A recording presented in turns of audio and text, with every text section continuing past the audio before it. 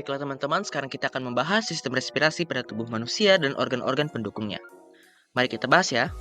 Namun sebelum itu, kita akan membahas dulu apa itu sistem respirasi.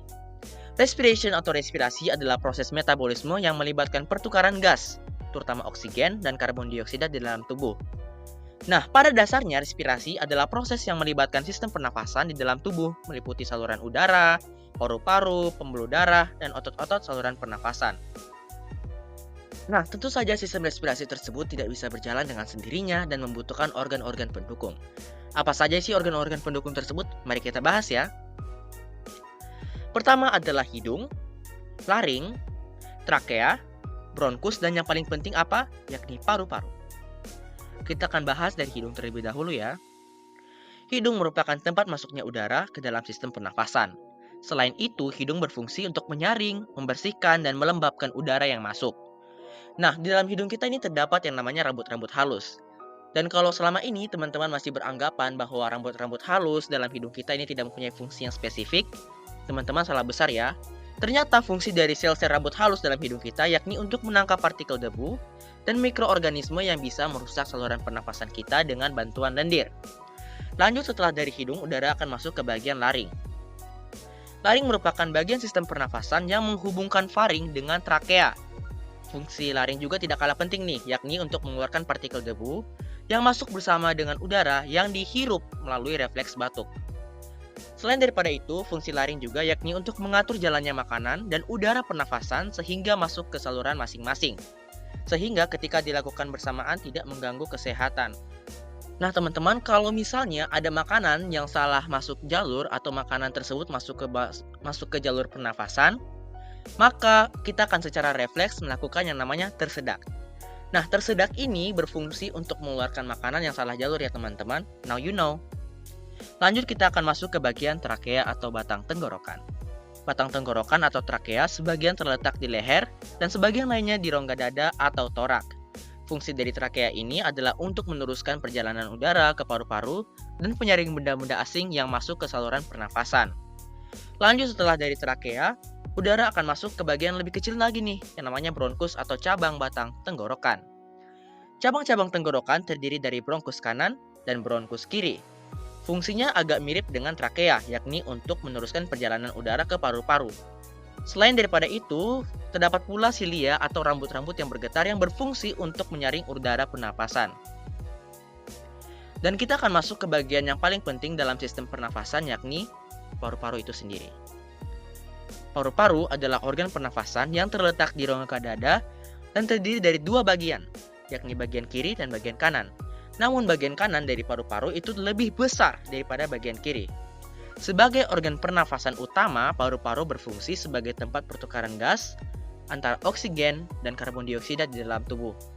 Nah, teman-teman harus tahu nih bahwa tempat pertukaran gas oksigen dan karbon dioksida dalam paru-paru itu namanya alveolus. Ingat ya teman-teman, karena sebentar kita akan mengulangi materi ini.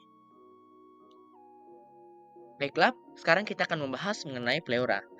Pleura merupakan selaput pembungkus paru-paru yang fungsinya yakni untuk melindungi paru-paru dan menjadi pelumas agar paru-paru tidak tertekan oleh organ lain. Nah, pleura itu sendiri terdiri dari beberapa bagian nih, yakni pleura viscerale, parietale, costalis, diafragmatica, dan juga cervicalis. Nah, dari pembahasan tadi kita bisa menyimpulkan beberapa hal mulai dari fungsi dan juga bagian utamanya ya. Nah, sistem respirasi manusia mempunyai fungsi yakni untuk memperoleh oksigen yang akan digunakan dalam proses metabolisme dan diubah menjadi energi. Sedangkan bagian utamanya adalah hidung, laring, trakea, bronkus, dan juga pulmo atau bisa kita sebut sebagai paru-paru. Kita akan membahas mengenai mekanisme pernafasan. Mekanisme pernafasan itu sendiri dibedakan menjadi dua, yakni inspirasi dan juga ekspirasi. Kita bisa ambil dari kata kecilnya nih, yakni in dan ex. Nah, in berarti masuk, ex berarti keluar. Sama seperti import dan juga ekspor. Oke, lanjut. Dari pembahasan tadi kita bisa tahu bahwa inspirasi adalah mekanisme ketika kita menghirup udara. Sedangkan ekspirasi adalah mekanisme ketika kita menghembuskan udara, ketika kita mengeluarkan udara. Ketika kita bernafas, kita melakukan proses inspirasi dan juga ekspirasi secara konstan nih teman-teman. Sekarang kita akan bahas mekanismenya satu-satu ya teman-teman. Pertama, mekanisme inspirasi. Apa yang terjadi nih? Pertama-tama, diafragma dan otot dada kontraksi yang menyebabkan volume rongga dada membesar. Kemudian paru-paru mengembang. Lalu udara masuk dari hidung dan diteruskan ke organ-organ pernafasan lain sampai akhirnya dia berakhir di paru-paru. Setelah mekanisme inspirasi sudah selesai, sekarang kita akan masuk ke bagian mekanisme ekspirasi. Pada saat mekanisme ekspirasi, diafragma dan otot dada relaksasi yang menyebabkan volume rongga dada menjadi kembali normal. Lalu paru-paru juga kembali normal. Terakhir, udara keluar dari hidung keluar. Baiklah, sekarang kita akan membahas mengenai mekanisme pertukaran oksigen dan juga karbon dioksida ya. Pertama-tama, oksigen berdifusi dari alveolus ke dalam darah. Kemudian, hemoglobin atau sel darah merah mengikat oksigen yang membentuk oksihemoglobin nih. Nah, oksigen diedarkan oleh darah ke seluruh jaringan dan sel tubuh. Di dalam sel tubuh, darah melepaskan oksigen sehingga oksihemoglobin kembali menjadi hemoglobin. Nah, oksigen dilepaskan pada sel tubuh untuk respirasi sel atau proses oksidasi biologi. Kedua, respirasi adalah reaksi antara zat makanan dengan oksigen yang menghasilkan energi, karbon dioksida, dan uap air. Ketiga, energi hasil respirasi digunakan untuk kegiatan tubuh, sedangkan karbon dioksida dan juga uap air dikeluarkan dari tubuh. Keempat atau terakhir, karbon dioksida berdifusi dari jaringan ke dalam darah. Hb kemudian mengikat karbon dioksida yang membentuk karbamino hemoglobin. Karbon dioksida dibawa ke paru-paru, di mana di paru-paru karbon dioksida berdifusi masuk ke alveolus. Nah, karbon dioksida dikeluarkan melalui saluran pernafasan, dan air dikeluarkan dalam bentuk uap air. Ini adalah contoh untuk foto mekanisme pertukaran oksigen dan juga karbon dioksida ya teman-teman. Lanjut, kita akan membahas mengenai frekuensi pernafasan. Nah, orang normal bernafas 12 hingga 15 kali per menit. Frekuensi bernafas dipengaruhi oleh jenis kelamin, aktivitas, dan juga usia yang akan kita bahas nanti ya. Nah, pada wanita memiliki volume paru-paru yang lebih kecil daripada pria, sehingga frekuensi bernafasnya lebih banyak. Semakin cepat tubuh beraktivitas, maka semakin cepat pula frekuensi pernafasannya. Saat menahan nafas beberapa saat, kita akan terengah-engah sehingga frekuensi pernafasan kita akan meningkat. Ketika kita berada di ruangan yang sempit dan kekurangan oksigen, kita akan membutuhkan oksigen yang lebih banyak sehingga kita akan bernafas juga lebih cepat, sehingga kita dapat memenuhi kebutuhan oksigen kita. Nah, bayi dan balita memiliki frekuensi bernafas yang lebih banyak dibanding orang dewasa karena volumenya yang relatif lebih kecil dan sel-sel pada bayi sedang berkembang, sehingga membutuhkan pasokan oksigen yang lebih banyak. Ini adalah volume pernafasan. Dalam keadaan normal, volume pernafasan kita adalah 500 cc atau 0,5 liter. Pada inspirasi maksimum, volume pernafasan kita adalah 4,8 liter atau 4.800 cc. Pada ekspirasi maksimum, volume pernafasan kita juga sama, 4.800 cc atau 4,8 liter. Nah, udara residu atau UR memiliki 1,2 liter atau 1.200 cc. Terakhir, kapasitas vital paru-paru memiliki 4,8 liter atau 4.800 cc. Sekarang kita akan membahas mengenai jenis-jenis pernafasan. Jenis-jenis pernafasan dibedakan menjadi dua, yakni pernafasan dada dan juga pernafasan perut.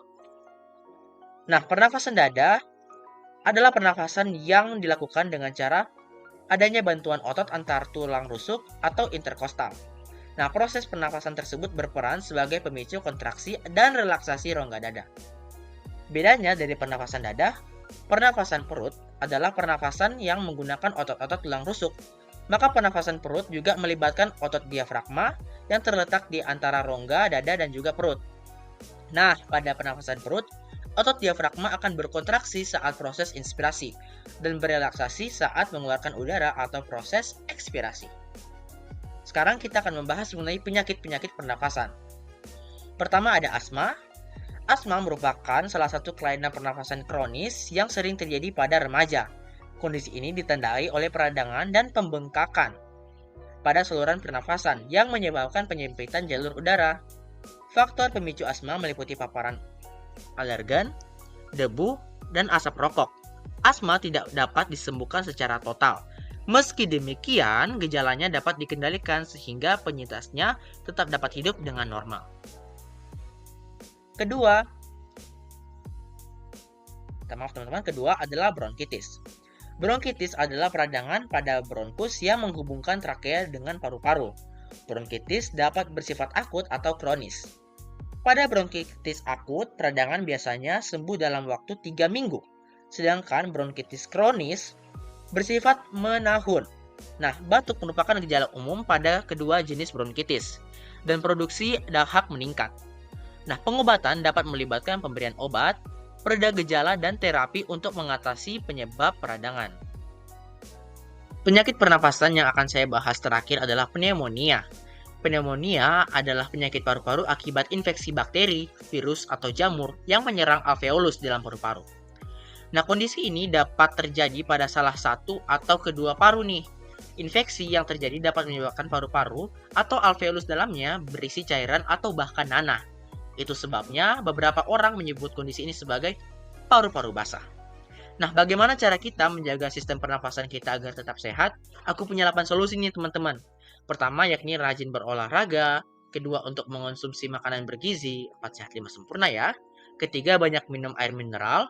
Keempat, hindari rokok, apalagi jika kita masih di bawah umur. Kelima, hindari paparan polusi. Keenam, rutin memeriksa secara berkala. Ketujuh, menggunakan masker di tempat berdebu. Kedelapan, hindari batuk ke arah orang lain. Baiklah, sekian penjelasan dari saya. Mari kita lanjut ke sesi selanjutnya ya teman-teman.